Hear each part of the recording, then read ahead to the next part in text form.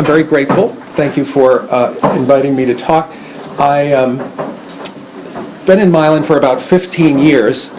I've had a lifetime love of history, especially local history. So one of the things I immediately did when I arrived was start poking around Milan. And I think I will actually go back 2 slides and give you some context. One of the things that fascinated me about Milan, and was true of the rural towns in the Hudson Valley, but not true of the cities and not so much the river towns, was that we had a population peak of about 1,800 people in the year 1840. And then, of course, the railroad, the Erie Canal, better land on the west. We had an incredible population decline, so that by 1930, we had a population in the town of Milan of 600 people. So it was a third the size of what it was in the peak of the 1840s. And it slowly crept back up. So by 1820 and 1990, we're about the same population, but there was a bit of a thing going on in the middle. And the other dynamic that struck me, the New York Historical Society did a wonderful exhibition on slavery in New York, which was very powerful and opened my eyes to a lot of things. As I dug into the census records, as one does, these are, if you look at the federal census since 1790 for Milan, and Milan didn't become a town until 1818, so I'm doing a few little projections there, subsets. The 1980 census says there were 12 people of color. The 1930 census says there were 9. Remember that big dip? That was down to 2 families and 9 people. But if you go back to 1830, or even go back to 1800, there were 70 persons of color. And the red suggests those that are enslaved, the green are those that are free. And you can see the gradual Abolition Act was passed in 1799, and then each year the portion of free became larger and larger. But I thought it was really interesting that while that dip happened down into 1930, the town never recovered the kind of community of color that it used to have. So that's just some context. I thought I'd talk about this through the lens of what we choose to memorialize, since this is the Friends of Rhinebeck Cemetery. Just, if you don't know where he is, at the very back of the Rhinebeck Cemetery is Section E, right? In I think around 1853, it was set aside for persons of color or paupers, and I find it interesting that the Fraziers are not in Section E, but adjoining Section E. They're kind of there, but not there. Maybe that's because they had some means. I don't really know. Does anyone know why they are kind of adjacent to and not? Anyway, they're in a very special place. And Andrew the Patriarch, his stone is here, and I think there are about 19 stones. So I thought, let's just start with the stone itself. It's in beautiful shape. It says, in the Revolutionary War of 1776, in memory of Andrew Frazier, who died June 2nd, 1846, age 102, 11 months and 18 days, and then there is a verse. There's a verse at the bottom. So this stone was originally near Andrew Frazier's home in Milan. As was typical of the time for many people, he was buried on his homestead, and as other family members died, several were buried with him. And they weren't moved to Rhinebeck, we think, till sometime after 1900. Sorry, I see people around. So this stone now resides in Rhinebeck, but it was originally put up in 1846 in Milan near his home. So I'm just putting this up, not to read, and not as eye test. But the extraordinary thing about Andrew Frazier is Congress passed the Pension Act in 1833. He applied in 1834. And if you think the government is a bureaucracy now, you should see what it was in the 1830s. So they had a paper war, but they had a lot of paperwork back and forth. So we have a huge set of documentation about Andrew Frazier's first-person testimony and the testimony of his friends. We have census records. And again, my only point there is there's a lot of written first-hand documentation, which is really very lucky. So the first thing I just found was interesting, because that headstone date is so precise. I had been reading through his testimony, And in November of 1834, he said he was about 92. You do the math, you get 1742. In November of 1834, he wrote that he was born in 1742. He literally said that, and it was transcribed. By 1836, he said he was 92 in June. You get 1744. I think by the time he passed away, someone just kind of took an average. And it's the middle of June, and it's the middle, well, it's not quite the middle of that. But anyway, I don't quite know, it is the middle, right? It's between the 2 and the 4, the 3, so anyway, who knows? You get the general idea, though. You got the right generation. You got the general, that's right. So I always found this reference interesting, because there was actually some debate about whether he was a person of color or not, and if so, how did that happen? And I'll get to that in a moment. How did he get Was he white? Did he marry an Indian? Anyway, we'll get to that. But the person who wrote this curious thing and referred to Andrew Frazier as the colored man was none other than your famous Rhinebeck resident, John Armstrong Jr., and he was at Rokeby, and he was actually writing on behalf of another Scot. There were a lot of Scots around here in the Revolutionary War. John Armstrong Jr. was actually writing on behalf of an application of William Stewart. Andrew Frazier gave testimony in support of William Stewart. And Armstrong writes to the federal government saying, can you guys please speed it up for William Stewart? He said, we've got all these witnesses, and these are people of truth and integrity, like Andrew Frazier, the colored man. Again, I don't know why he felt he needed to point that out, but he did. And he said that Andrew Frazier, testifying on behalf of William Stewart, went into many details which could have only have happened with his direct personal knowledge. So there is an endorsement from John Armstrong Jr. about Andrew Frazier's integrity as a testifier. I thought I'd just go through some of the highlights of the things we learn when we go through all those pages and pages of his testimony. It says in one part, Andrew Frazier is a colored man of the town of Milan.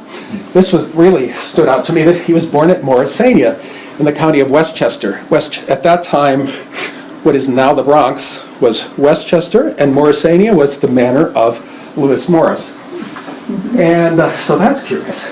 He has no record of his age, but there was a record or some sort of record in the family Bible belonging to the Graham family. At first I thought, the manor, it's Lewis Morris's manor, what's the Graham? Very clear connection. I'll show you in a minute. So we know that he's a person of color. He was born at Morrisania, but he's more tied to the Graham family than the Morrises. People talked about Andrew Frazier. His first work is involved, as the way they described it, is that he was employed in driving a Continental baggage wagon team, and that he had on the uniform of the company in which he, Frazier, enlisted. And I thought these were the wagons of the Old West, but I guess I don't really know too much about it, but I think these are typical of what the wagons would have looked like. And they would have been responsible as a driver to keep the horses fed, to make sure these are in good order and brakes work. They carried a lot of dangerous things, so they carried munitions. He talked about capturing British munitions and taking them to Amenia, to the furnace, to have them melted down.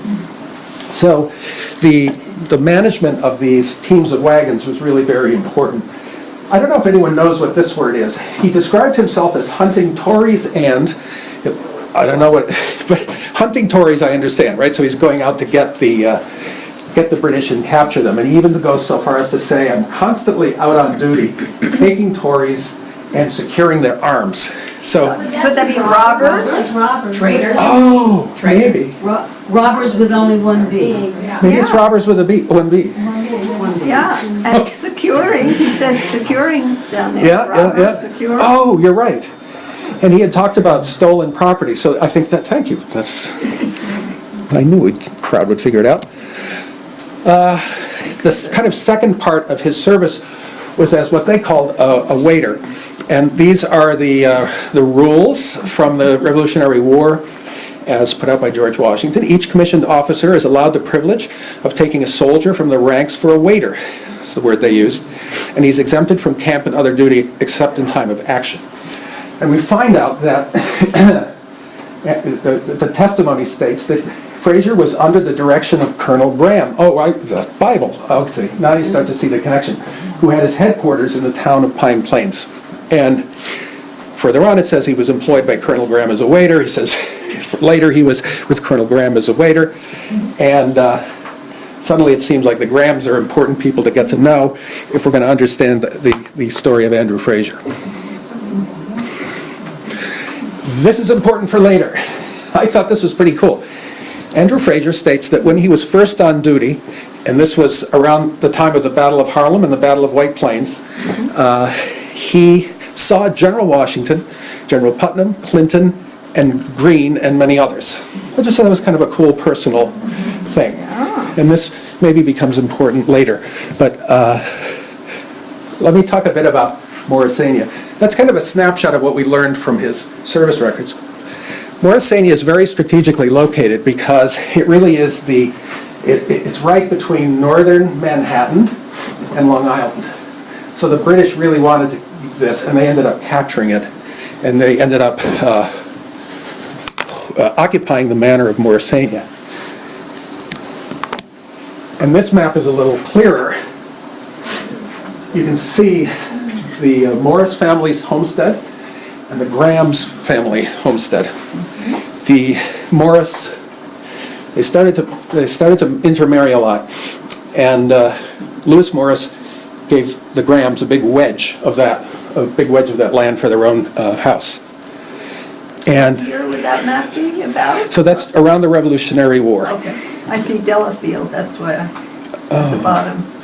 I think this map was done later, but meant to articulate the time of the Revolutionary War. That's what I understand. There's a botanic garden.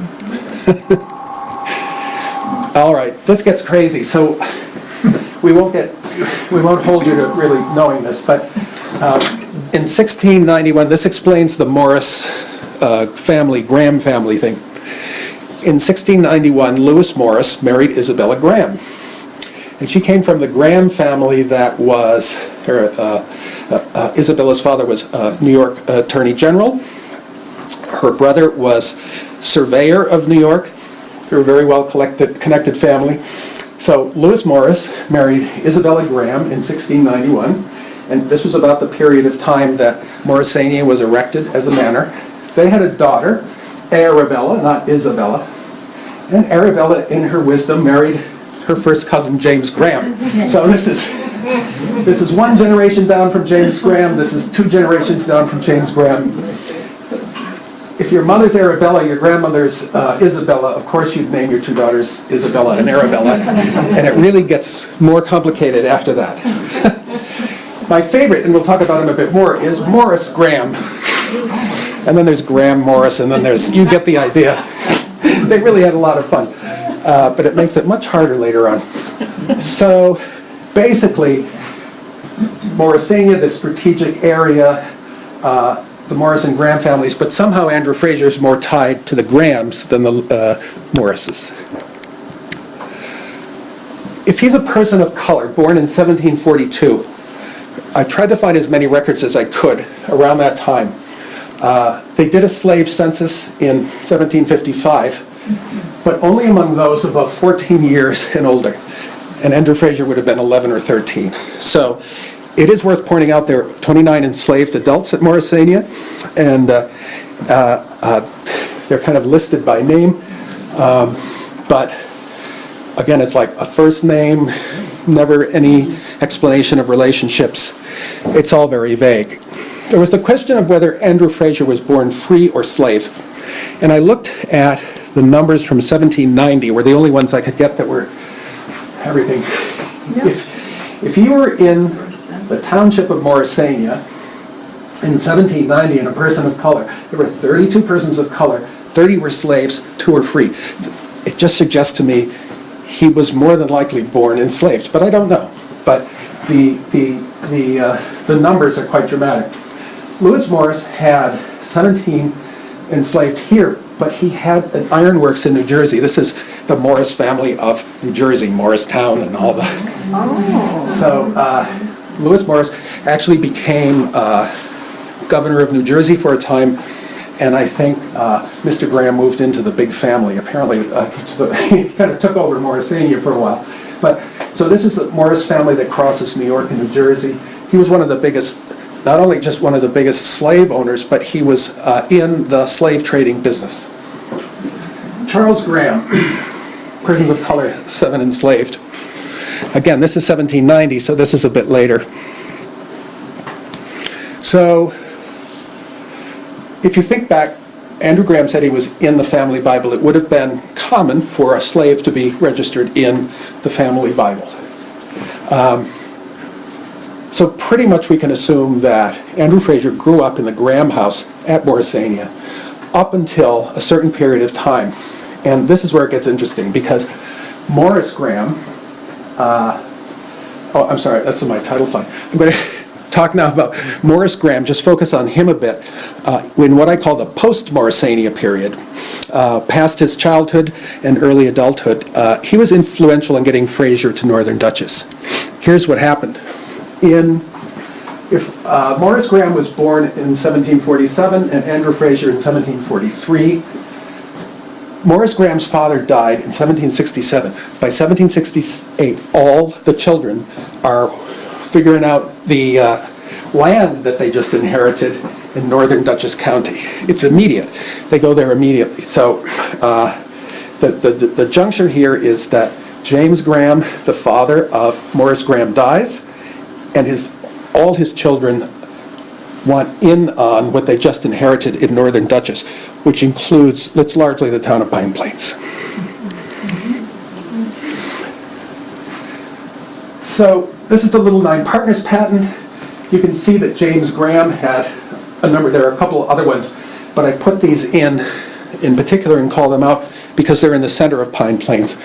The Graham family became Northeast Precinct officers, supervisors, clerks. They became very involved in the precinct of Northeast. There exists today, the house of Lewis Graham is still there. It was built sometime after 1773. It's right in the center of Pine Plains. And then... Is that the one behind Peck's? Yes. Okay. Thank you. But the extraordinary thing, so this has just been restored. It had a fire, but there's a lot of focus to preserve this. Interestingly, down the road, and you'll see it, not much is happening to secure the place of Morris Graham, which remains, but in a very dilapidated state. Anyway, you can see the Grahams are very much in Pine Plains. These are all the siblings involved when the father, James, dies, and they realize they have this interest in Northern Dutchess. They get interrupted really by the Revolutionary War.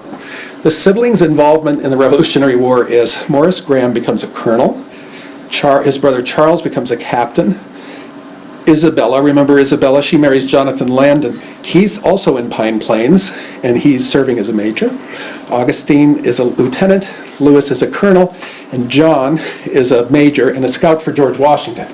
So they're a very plugged-in family, I guess is the point I want to make. And all these siblings are, although they grew up in Morrisania, they're very engaged in Pine Plains.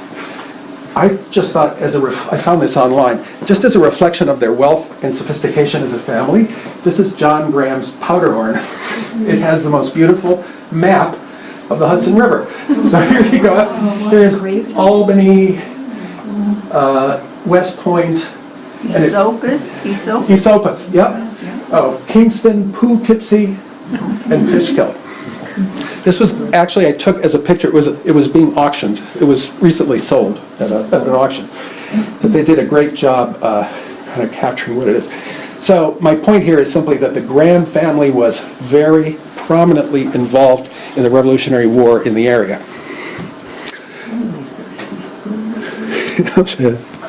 There's a bump in the road. The Battle of White Plains in October of 1776. There's a certain Colonel Joseph Reed who accuses Colonel Morris of cowardice, during the Battle of the White Plains, accuses him of retreating without firing a shot. So On October 29, 1776, General Clinton writes to George Washington, "In consequence of the infamous charge exhibited last night in your Excellency's presence by Colonel Joseph Reed against Colonel Graham of my brigade, I have arrested him." I've arrested Colonel Graham. So this is quite amazing. So Colonel Reed went direct to Washington about this. This is not, something that he just kind of moved along. The question was, so Clinton was asking Washington, can we do this quickly? Washington said yes. They had a court martial on November 2nd, and they acquitted him. They decided that he had not, that it was not about cowardice, that it was about some miscommunication about whether to retreat or not. So he gets off the hook, but that's kind of a bit of a blemish. It gets worse. Oh, I'm sorry, I got to finish up. But it's a blemish, and yet he serves until October of 1777. This is Burgoyne and at Saratoga. He led a group of, I guess they called them levies, so conscripts, up into this battle, and he's probably somewhere up in the back there. But he continued to serve after that court-martial in quite a prominent way in very important campaigns. Now it gets worse. So, by 1791, the legislature passed an act to forgive Charles and Morris's debts. When you read about Morris Graham, he's discussed as a generous person who gave his all to his men. And I never quite knew what that, there was kind of some vague language that during the Revolutionary War, he stepped in and financially supported the men who, there was not good pay, there was not money for things. They didn't go so far as to say he went bankrupt, but he did. For whatever reason, they describe it as misfortunes in the actual act. The legislature decides to forgive him his debts in 1791. Unfortunately, somehow that seems that's not enough. It's something about Morris and his brother Charles. By 1798, that little house that we saw is getting sold off and auctioned, and he moves in with his single sister Arabella, not Isabella who's married, but Arabella who's single, up in Deerfield. I don't know why they ended up in Deerfield near Utica. That's where they ended up. And I discovered his resting place, prestigious family, Revolutionary War, a little bit overgrown. But I connected with some people in Deerfield who are willing to take pictures and show me. And this is where he is, right there. Oh my God, right? So just think of, we're comparing this guy to Andrew Frazier, I guess is what I'm saying. We're talking about how we memorialize people. And you've got a wonderful memorial to Andrew Frazier. And you have quite the opposite to Colonel Morris. And it gets worse. In 1903, was it the DAR or some group went to honor the marked graves of the veterans because when some of the other siblings died, they were buried there with Morris. The brother John was buried there and others. Well, in 1903, the newspaper says that the grave of Morris Graham was without a stone to denote the resting place of the colonel whose body was placed beneath. A large tombstone bearing the name of another member of the Graham family had fallen across the spot. So by 1903, it's just forgotten. There's no memorial. Pardon me, take some water. And this gentleman I spoke to in Deerfield, the historian there, was very helpful. He had in the 1970s seen this plot. He said there was really only one stone left. And I find it ironic, of course, that it reads, sacred to the memory of John Graham, right? But John Graham was the most successful of all of them. He was, of the siblings, he was a lawyer. In Colonel Morris Graham's will, he said, when my brother John leaves me his money, it should go to this. Everyone was counting on John dying and leaving money, and he lived to be, outlived them all. But the Deerfield historian said that he can't find any stones now. It's just overgrown. So this was probably the last gasp of any indication of that incredible Graham family that was served in the Revolutionary War. So I found this very interesting. In 1909, we all know there's a local historian there, Isaac Hunting, wrote a great deal.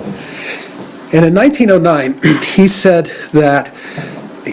northeast, but we're talking really about Pine Plains and Milan. He said, this is Hunting in 1909, "We are indebted to Morris Graham more than to any other. The stone house shall be his monument, suggestive of the man, soldier, and patriot."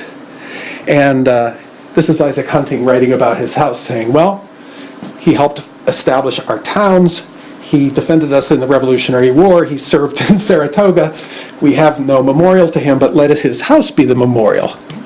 So these were pictures I found of his house in the 70s, and I spoke to the owner, and I asked if I could go take pictures, and it remains, it's funny, it looks a little bit better than that, but not much. But this is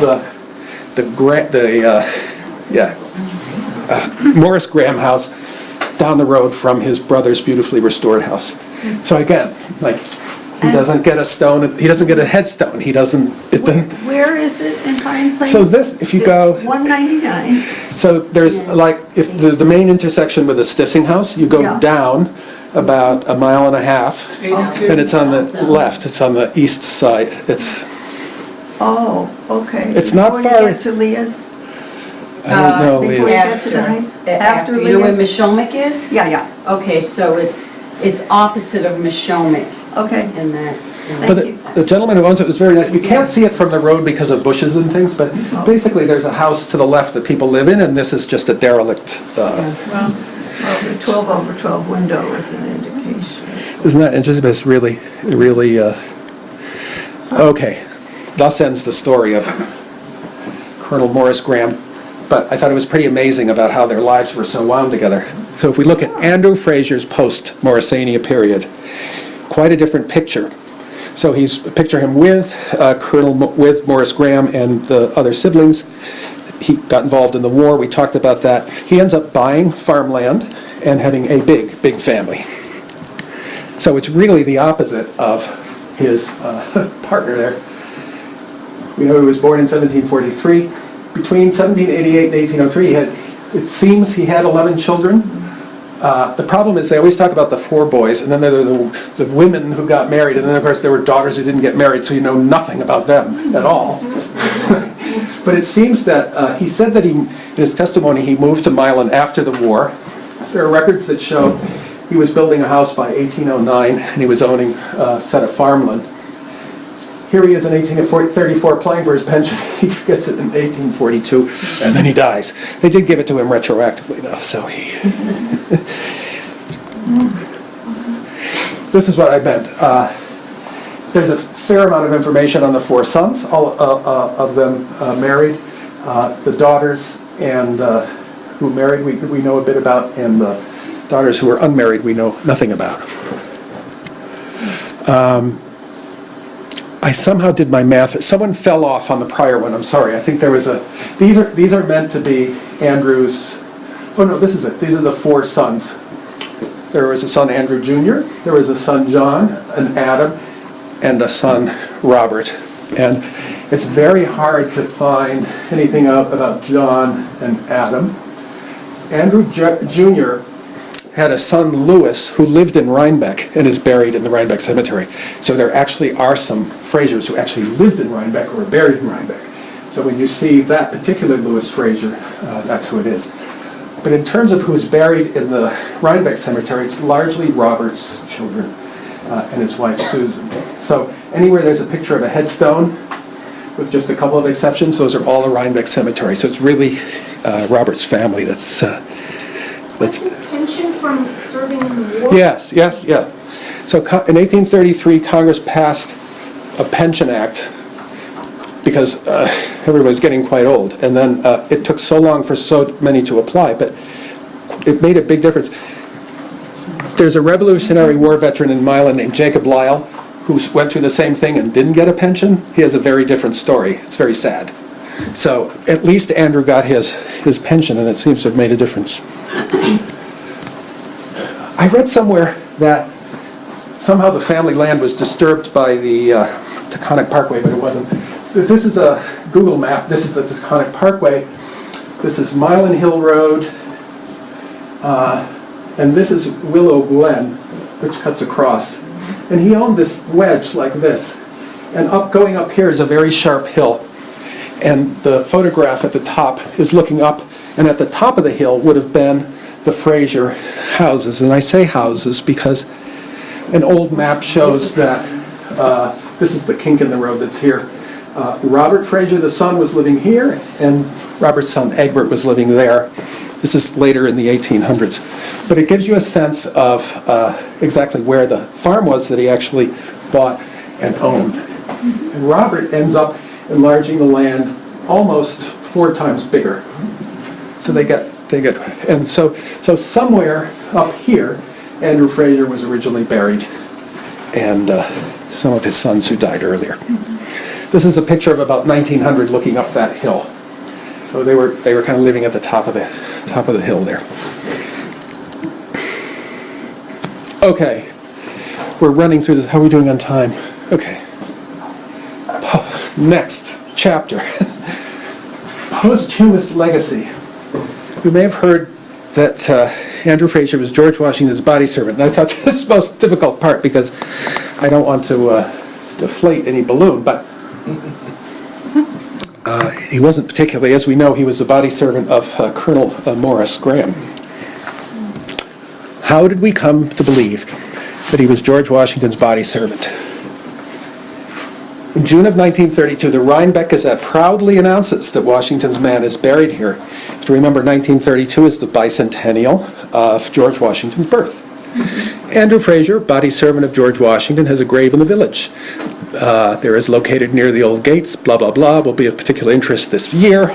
And the source of that is from a Mrs. Delaporte, who found in her research that, says in the newspaper, without doubt, this soldier was a body servant of Washington and has traced his lineage and career. And many of Mrs.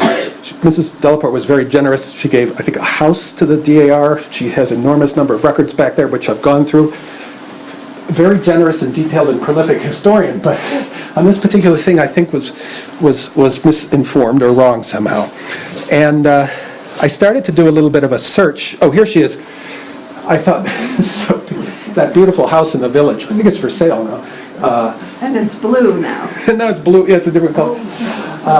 She was Helen Reed. By the way, I instantly thought, oh, Helen Reed, is she related to the Colonel Reed who took on she's not. I couldn't see any connection. The Colonel Reed who took on and accused Morris Graham of cowardice. Anyway, no connection, just a coincidence. She is Regent, Chancellor of the Livingston chapter of the DAR, and she was chairman of the Washington Bicentennial Committee. We actually have records of her correspondence with the federal government. And in 1932, in February, she writes to the government asking for the records of Andrew Frazier. She refers to him as a colored soldier. They basically write back and say, we need more information. We have no idea who you're talking about.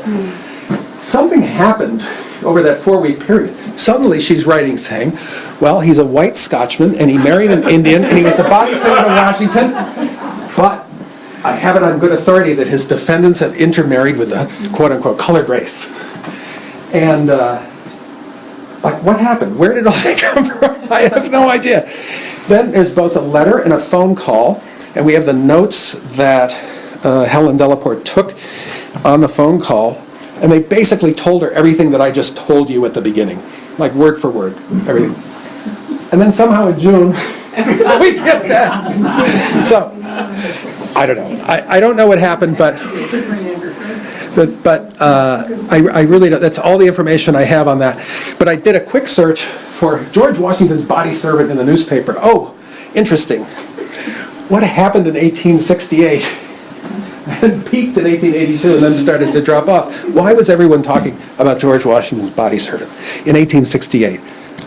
It's because Mark Twain had seen so many people either portrayed as or claimed to be George Washington's body servant. They wrote this thing, a biographical sketch by Mark Twain. George Washington's Negro body servant. The stirring part of this celebrated color man's life probably began with his death. That is to say, the notable features of his biography began with the first time he died. He had been little heard of up to that time. I think that's true. He had been little heard of up to that time, but since then, we have never ceased to hear of him. We have never ceased to hear of him at stated, unfailing intervals. And then he goes on to, he died in Atlanta, he died in Boston, he died in... And it became kind of a running joke. You have to remember, too, that the bicentennial of the birth of George Washington was being run by this guy named Saul Bloom, who was supposed to be a PR genius. And that, there are a lot of different things you can do with George Washington's birth besides just look at facts. There are marketing ideas, there are press, So the bicentennial under Saul Bloom's leadership was very, very creative. So on the one hand, you have kind of George Washington turning into much more of a legend. And then on the very practical side, in 1932, I took a look at the handbook that teachers got in the United States on how to teach children about George Washington. It's 202 pages long, and I thought, well, surely they must talk about his body servant. Well, they don't. So there are 212 pages. There are 4 words that mention that he was a slaveholder. And there are, whatever that is, 8 words that say he was an abolitionist. So I guess my point is, we weren't talking in 1932 very much about George Washington's body servant or his enslaved people or anything in that time. And that whatever discussion there was, I think was a little bit finessed. Maybe that's a fair way to say it. Little spin. And so now we're in an era where maybe we try to be a little more balanced, but George Washington did have a body servant. His name was Billy, and he was very cherished by George Washington. Washington bought him when Billy was just a teenager, and he was the only slave that Washington freed upon his death. The others had to wait till Martha went. It was quite traditional to have about Mrs. Lafayette with his body servant. Soldiers in the Civil War with their body servants. Long tradition. In 1929, someone decides to erect at Mount Vernon, in the unmarked spot where slaves are buried. It says, in the memory of many faithful colored servants of the Washington family buried at Mount Vernon, their unidentified graves surround this spot. Given that we're talking about memorialization, it's worth noting this is where the real George Washington body servant lies, somewhere in an unmarked grave. Okay, we're going to wrap up on patriarch. He had all those children. We're going to look in particular at one great-granddaughter, Susan Elizabeth Frazier, 1864 to 1924. She was born in the city, and she actually became a nationally known advocate for African Americans and for women's equally. She talked about the capacity of African Americans. She talked about the capacity of women in kind of equal terms. And we were so delighted to find that she actually is buried here in Rhinebeck in an unmarked grave. And that, with some help of the team here, we really just figured out last week. Did she use the term African American? I think she used Afro-American. I'll show you what it is.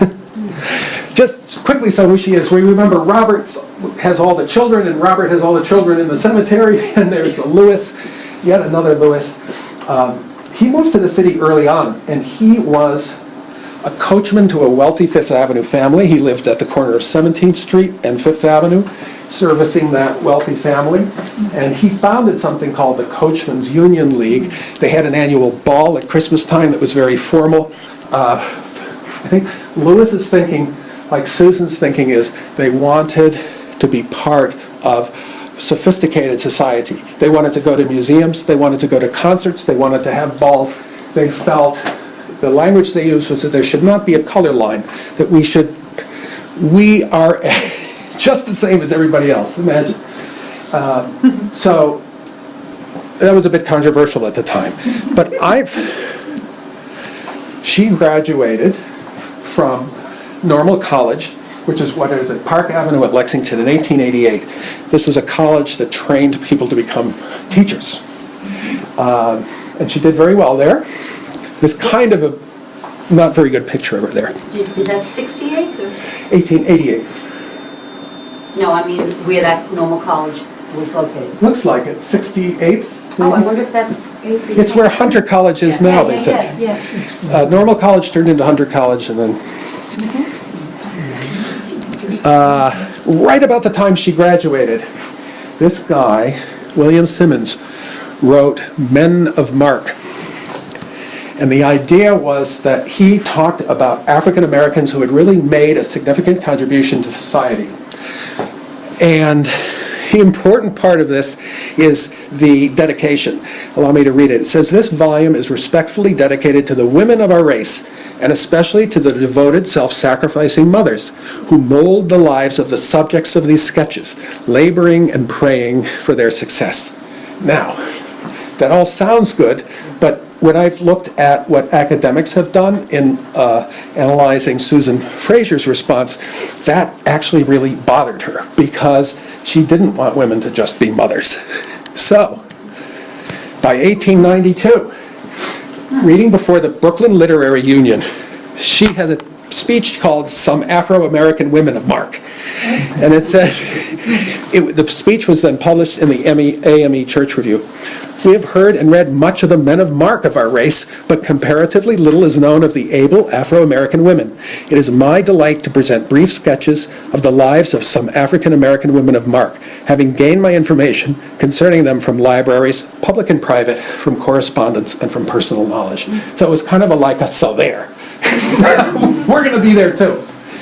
And everything I read about her, whether it was her work for World War I veterans, it was a dual message all the time about African American and women's capacity to participate in society and be respected.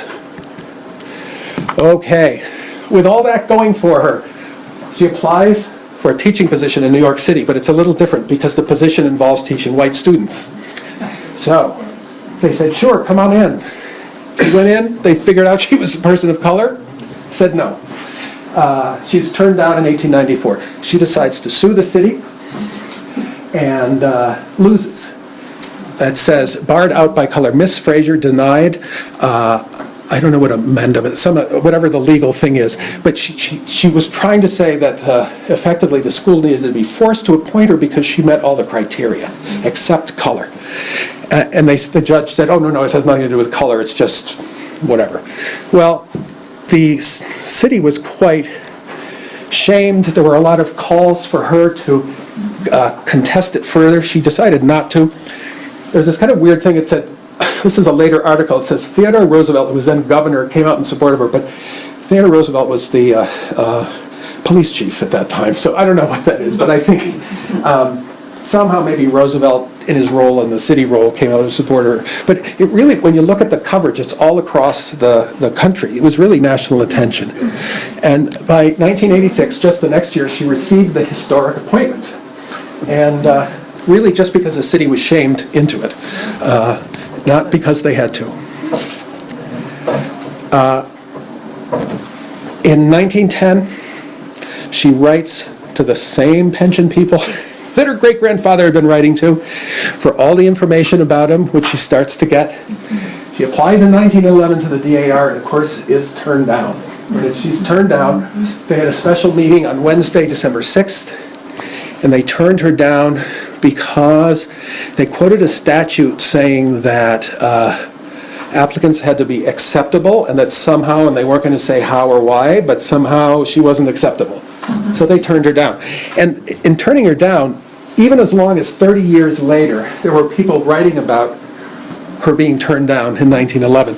This is on the instance of Eleanor Roosevelt allowing that singer to African-American woman to sing on the...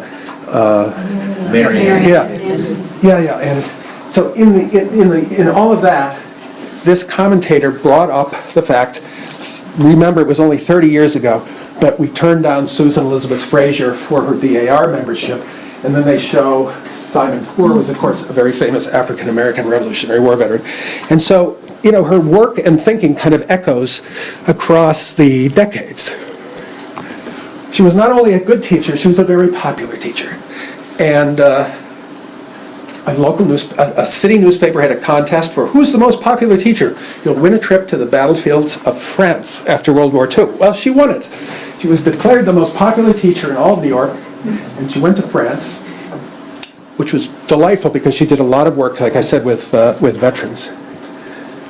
And then in 1924 she died, and the veterans were so grateful for her work that they gave her full military honors. And the newspaper says that it's the first time in our country's history that full military honors were paid at a funeral service of a colored woman, so-called. So I found that rather extraordinary. She became, I think, quite loved. Confounded by this, the New York City and all the papers across the country said she's buried in Mount Carmel Cemetery. I checked, can't find her in Mount Carmel. Then I stumbled across the Rhinebeck paper. It says, Rhinebeck, we speak. And sure enough, that's where she is. So she was buried in Rhinebeck, despite what all the national papers said, that Rhinebeck Gazette had the scoop, right? They beat the New York Times.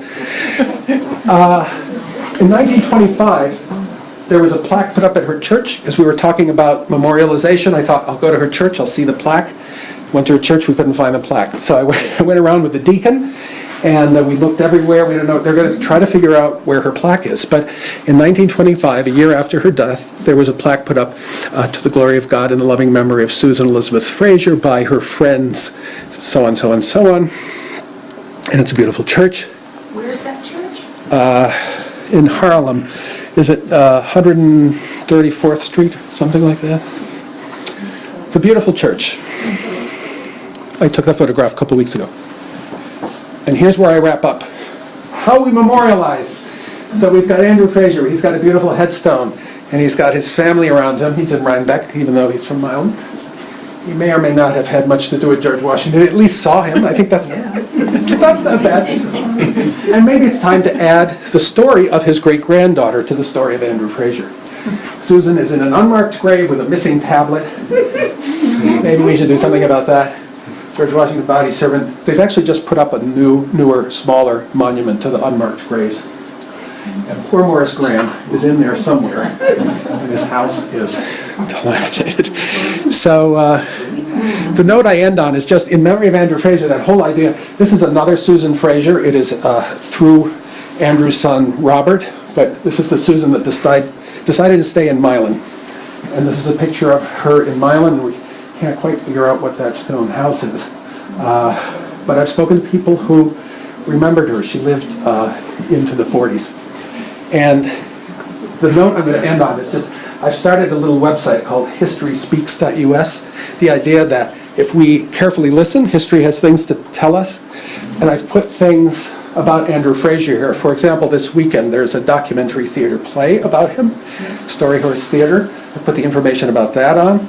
Brian McAdoo is the professor who did all the underground testing of the African American burial ground here in Rhinebeck.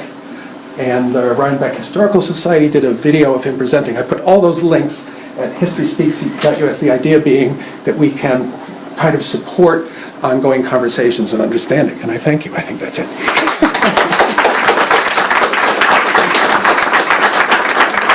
Thank you very much, Bill. Any questions before we adjourn?